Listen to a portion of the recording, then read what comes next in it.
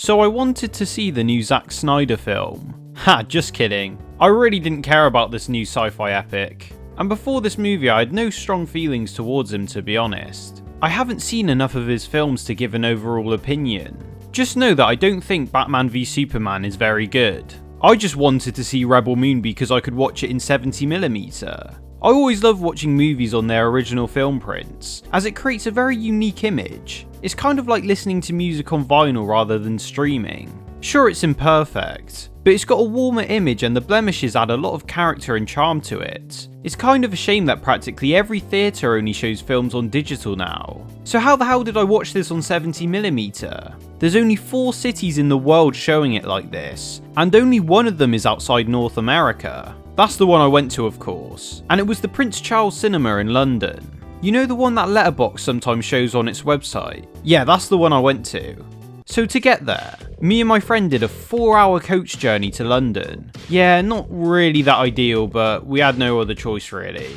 So yeah, after we got there we went to the cinema, and the venue itself is really cool, to be fair. I've been there before to see the original Alien, and that was also a great experience. So we sat down in a pretty packed theatre, and yeah, the 70mm was a cool experience. You know, it wasn't the most worthwhile in some ways, as this film was shot digitally and then printed to 70mm, so it technically wasn't actually shot on film, only printed onto it. The print itself looks very clean, to be fair, and it only really had one scene with a lot of blemishes near the start. The print was so good that I forgot I was even watching it on film at points, and the movie itself looked very sharp when it needed to.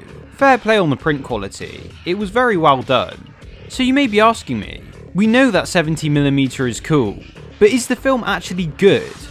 You know, I didn't actually want to make a review on this movie. It was just supposed to be a great day out in London with my friend. In all honesty, I wasn't expecting the film to be anything special. Hell, I didn't even expect it to be good. The film looked generic and shit, to be honest, but nothing could prepare me for what I was about to watch. And the issue I already have with Snyder films is his fans. My god, are they some of the worst fans ever.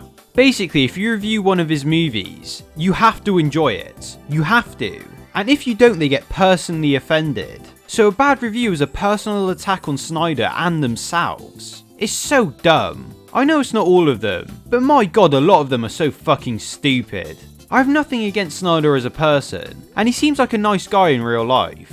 So here's what I'd say to the Snyder fans that try and defend this movie. Honestly, say something great about the story, the characters, anything that is great from this movie. You can't, because it's fucking shit. This movie was such a fucking colossal dumpster fire that I had no words after finishing it. It's genuinely that bad, guys. I'm not being hyperbolic about it. It's one of the most awful things that I've seen in my lifetime. There are so many things wrong with this movie that I genuinely don't know where to start. Like, where do I begin with this crap? Well, we may as well start with the story. When I tell you guys that this is the most generic sci-fi plot of all time, I really mean it. I'll just read out the plot synopsis. When a colony on the edge of the galaxy finds itself threatened by the armies of the tyrannical regent Belisarius, they dispatch a young woman with a mysterious past to seek out warriors from neighbouring planets to help them take a stand. I mean, do I even need to say anything? This film is apparently all from Zack Snyder's head, and it's not based off a book or anything. I understand getting ideas from previous media, but it gets to a point where it's just straight up plagiarism. The movie is just trying to copy much better films, but it even fails at doing that. The movie starts off trying to be like Inglourious Basterds out of all films, with having a scary dictator character trying to bully the farmers, and this falls absolutely flat. The reason why it worked in Inglourious Basterds is because Christoph Waltz has an amazing presence and character, and the writing is honestly fantastic. He absolutely steals the show in that movie, and it's honestly one of my favourite scenes ever. In this movie we have the villain Articus Noble, and I had to search up his name because the characters are so forgettable. He is one of the many awful things about this movie. They sure do try to make this guy look menacing and have a presence, but this doesn't work at all. Partly because he's mumbling half his lines, so a lot of the time I don't know what he's talking about. And also in general, the dialogue is terrible. It's the most generic, predictable, cliche shit that I've heard in a long fucking time. So their attempts at a villain with any kind of presence falls completely flat. And yeah, the story in general is so bland. There seems to be a never-ending amount of exposition in this film, and it's right from the first scene. I honestly zoned out at a lot of these moments, and that's because it's just so dull. And I still understood the fucking story because we've seen this shit done so many times before. The writing in this film was so bad that I was crying with laughter in the cinema. It was unprecedented for me to see a movie where every single line is the most predictable shit I've ever heard. It was almost like a parody, like they were doing this on purpose or some shit. And then another issue arose in this movie, and it's just the amount of confusing and tone-deaf moments. Like when one of the evil soldiers suddenly defends the Anthony Hopkins robot. He risks his whole life to defend a fucking robot. What a dumbass. What point are they trying to make? Another film to compare with this is The Creator, and while I don't love that film, it does a way better job of making us care about the robots, and that's because it looks like a human kid. This one just looks like a bland C-3PO. So in this movie it's beyond pointless because there's zero setup for it. And then later on there is an attempted assault scene in this PG-13 movie. You know, the big budget film that is desperately trying to be like the next Star Wars. Like what the fuck were they thinking? Zack Snyder wants to have these characters in Fortnite, and you have this in the movie. It's completely tonally off when it's contrasted with cute robot scenes and boring ass dialogue. There is also some weird shit at the end where one of the characters is meant to be magic or some shit, and it's so out of left field and maybe is explained in part 2. But I was so uninterested at that point that I just didn't care.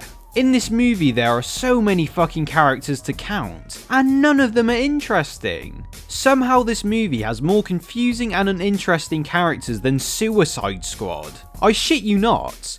The main team with the good guys is painfully forgettable. Like I don't fully remember a single line of dialogue from them. And when they team up midway through the movie, they come across a Star Wars Cantina rip-off bar. And the scene in this is just the exact same but completely shit and unneeded. The characters are so annoying, the music is so forgettable, and we have I guess the Han Solo rip-off for this movie. They try and make this Irish guy the comic relief of the film, but nothing he says is funny. It's just all shit we've seen in previous movies. Then they fucking do a Katana rip-off from Suicide Squad, but somehow worse. How could they fuck up this that badly? All the side characters just seem like awful parodies. And another terrible thing about this movie is the fight scenes. Like holy shit, the slow-mo is so annoying. And the sound design in these scenes is awful too. It's like they just spam grunting and sword sound effects the whole time. The very least I expect from a big budget film like this is good action. And it's not here at all. It's very clunky.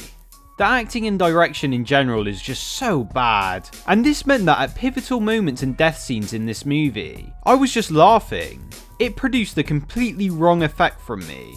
Not only do some of the characters die in the most predictable ways, but when they do die it just comes off as stupid, because I feel like I don't even fucking know these characters, and they're trying to make such a big deal out of it. Also, the fights in general have the worst case of stormtrooper aim I've seen. The ending fight comes off as so tacky and contrived because of it. They could have easily killed the heroes 1,000,000 times in this movie, but they have plot armor, so the stakes are incredibly low. There is a scene near the end where one of the villains claims that the farm character loves the main character, and honestly it's the most baffling part of the film.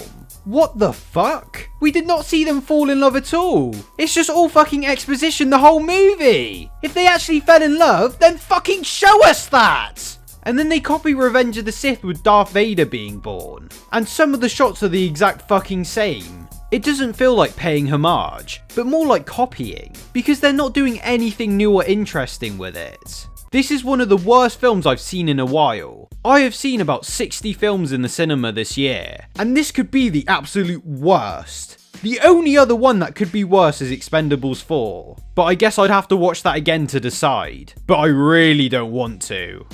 The day after I went to see Master and Commander The Far Side of the World in 35mm. This was at the same cinema of course, and it felt like The Godfather compared to this shit. And for the shared budget of $166 million with part 2, this is one of the worst films I've ever seen. I genuinely can't believe I'm saying this, and I also can't believe that they're making a second one. The review from Slasher Films sums up this movie perfectly. By the end of Rebel Moon, the closing title card of End of Part 1 feels more like a threat than a promise. I cannot in my right mind think about a single thing the film did well other than taking up precious resources which could have been used to make something of substance. Can't wait for the Snyder Cut! It's junk. First class junk.